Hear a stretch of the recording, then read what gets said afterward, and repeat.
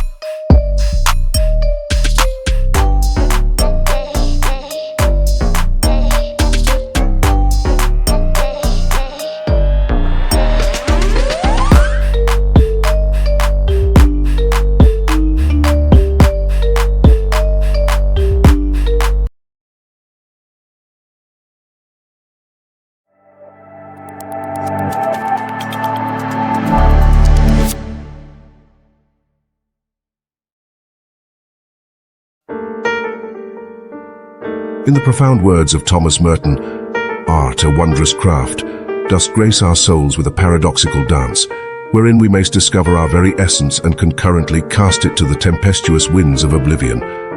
This verity, like a beacon, illumines the deepest recesses of our human psyche and beckons us to traverse the realm of artistic reverie. Behold the quest of self. Art, that artifice divine, doth possess the rarefied power to kindle the flames of self-revelation. As we, mere mortals, engage in its enigmatic embrace, be it as creators or spectators, it doth beseech the soul to turn its introspective gaze inward. This process of contemplation, akin to the placid waters of a reflecting pool, guides us on a voyage to the innermost sanctum of our thoughts, emotions, and yearnings. Art stands as a faithful mirror, catching the elusive specters of our psyche, those concealed and obscured in the mundane bustle of our earthly existence. Thus it grants us the boon to confront our very souls, to fathom the profound depths of sentiment and sentiment's turmoil. In this, art doth furnish a sanctuary, a haven wherein one may wander, unburdened by the burdens of judgment, thus emboldening the spirit to traverse the labyrinthine path of self-revelation. Yet in tandem, we journey through the veil of self-abandon. In concert with its revelatory gift, art possesses the incantatory magic to usher our souls to that ephemeral place of transcendence, wherein, like a leaf caught in the rapture of an untamed stream, we lose ourselves. This state finds kinship with the psychologist's flow, where immersion becomes an enchantment of existence. In this realm, art hath the power to transport us momentarily from the clamor and toils of quotidian life, bearing our souls to an ethereal, ageless sanctuary. Here, time's constraints relent and we stand detached, free from the wearisome bonds of worldly distress. In this act of losing oneself in the realms of art, the spirit is nourished and revitalized, akin to a weary traveler finding refuge from the unrelenting tempest.